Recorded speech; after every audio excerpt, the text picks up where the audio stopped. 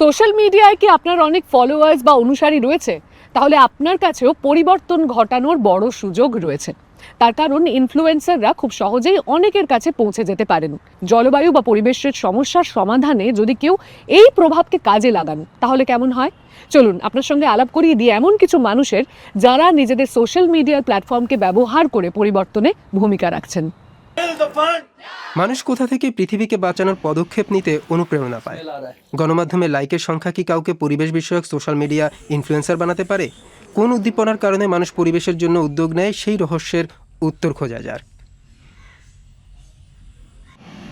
দিল্লির কাছে এক ব্যস্ত বাজারে সোশ্যাল মিডিয়া ইনফ্লুয়েন্সার পঙ্কজ কুমারের দেখা পাই আমরা।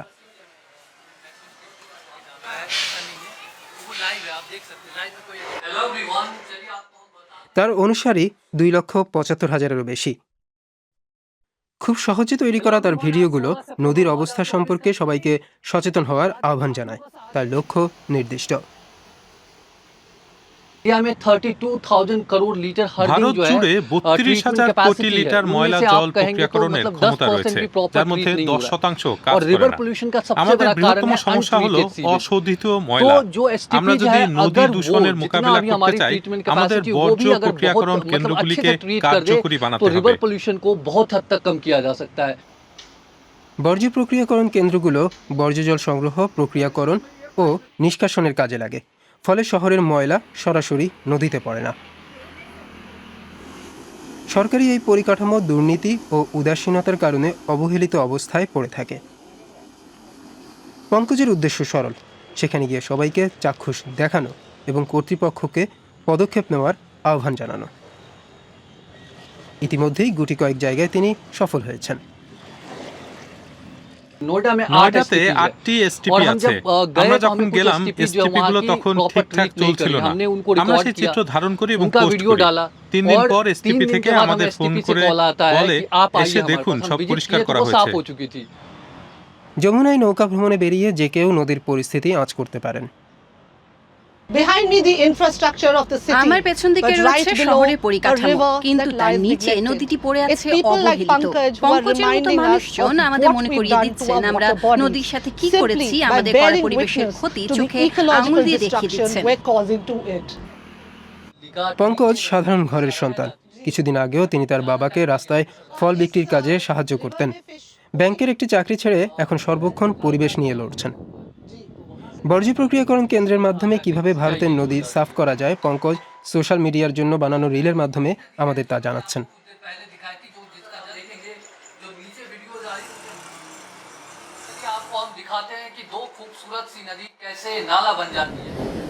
আমাদের পরবর্তী গন্তব্য গোয়ার সমুদ্র উপকূল। এখানে স্ভাবু কোলহি তার শিল্পকর্মের শেষ মুহূর্তের কাজ করছেন। এটি পরবর্তী সম্মেলনে দেখানো হবে। জটিল প্রকৃতিকে স্ভাবু তার শিল্পকর্মের মাধ্যমে তুলে ধরেন। জেলিফিশ থেকে শুরু করে বর্ণিল পাখিদের জীবন এবং তাদের পর্যবেক্ষণ ফুটে ওঠে তার তুলির সূক্ষ্ম আঁচড়ে। অল্প বয়স থেকে আমি বিচিত্র কল্পনা শক্তির অধিকারী, তাতে উৎসাহ দেওয়া হয়েছে। নতুন দিল্লিতে 90-এর দশকে বেড়ে ওঠার কারণে আমরা প্রকৃতির কাছে থাকার সৌভাগ্য অর্জন করেছি। রাতে জোনাকি আসতো, শেয়াল ছিল, নানা রকম টিকটিকি ছিল, পোকামাকড়, মথ, প্রজাপতি ছিল। কিন্তু প্রকৃতির সাথে এই নিখুঁত সম্পর্কে কোথাও যেন বদল আসছিল।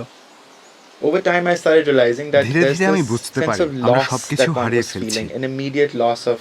বাসস্থান মুছে যাচ্ছে, বাস্তুতন্ত্র হারিয়ে যাচ্ছে, সেই সাথে মানুষ ও প্রকৃতির সম্পর্ক ক্ষতিগ্রস্ত হচ্ছে।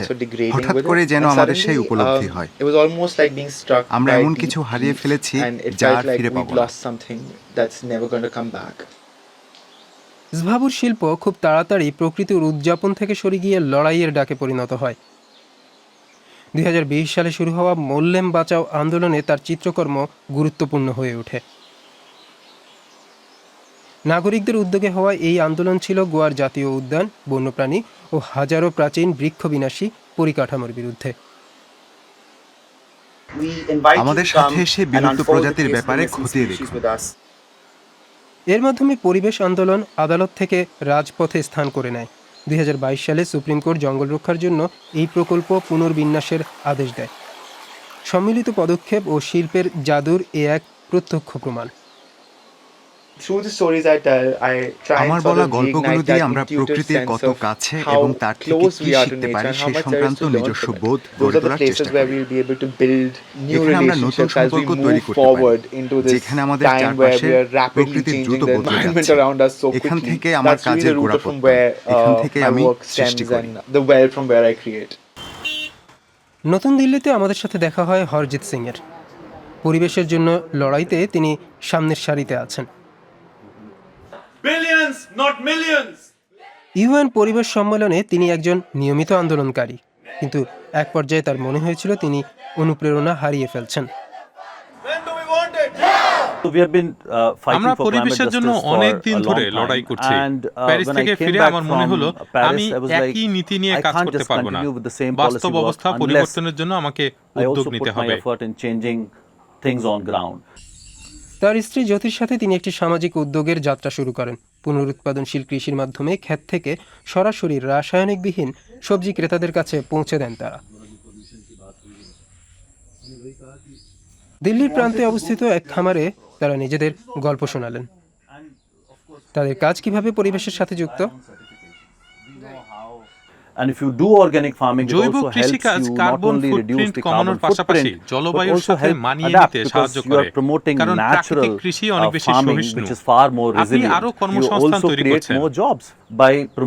যেখানে চাষ হচ্ছে শুধু সেখানেই নয়, যারা এগুলো খাচ্ছে সেই সব শহরের মানুষের স্বাস্থ্যের বিষয়টিকেও আপনি গুরুত্ব দিয়ে দেখছেন। পেস্টিসাইড অ্যাকশন নেটওয়ার্কের 2022 সালের এক বিশ্লেষণ অনুযায়ী ভারতে ব্যবহৃত কীটনাশকের 40% অত্যন্ত বিষাক্ত। স্বাস্থ্য ও পরিবেশের উপর এর বিশাল প্রভাব রয়েছে। জ্যোতি কৃষকদের কারিগরি জ্ঞান দিয়ে থাকেন। রাসায়নিকের অতি ব্যবহার থেকে কিভাবে সরে আসতে হবে তা শেখান। 100 জনেরও বেশি কৃষক এখন তাদের টাটকা ফল ও সবজি যোগান দেন। শহরে তাদের দল চাহিদা অনুযায়ী তা ক্রেতাদের কাছে পৌঁছে দেন। আজকের খাবারের তালিকায় হলুদ মরিচ, শসা, লাল মরিচ, ফরাসি বিন ও ঢ্যাঁড়স আছে। কৃষকদের থেকে পাওয়া সব সবজি এই কেন্দ্রে নিয়ে আসা হয়। কিন্তু জ্যোতি ও হরজিতের যাত্রা সহজ ছিল না। শুরুতে তাদের ব্যবসা থেকে বেশি লাভ হতো না, খুব বেশি ক্রেতা ছিল না, কিন্তু দ্রুতই তাদের দোকানে জনসমাগম বাড়তে থাকে। এর ফলে বৈশ্বিক স্তরে পরিবেশের ব্যাপারে প্রচার চালাতে দরকারি উৎসাহ পান হরজিৎ। নীতি পর্যায় থেকে মানুষের প্লেটে খাবার পৌঁছানো পর্যন্ত দরকারি পরিবর্তনের জন্য তারা লড়ছেন। এই ব্যক্তিদের সাথে দেখা হওয়ার পর আমি বুঝেছি নেট দুনিয়ায় লাইকের সংখ্যা বা কতজন দেখলো তা দিয়ে কেউ প্রভাব বিস্তারকারী হন না, বরং পৃথিবীর জন্য কাজের মাধ্যমেই তা গড়ে ওঠে।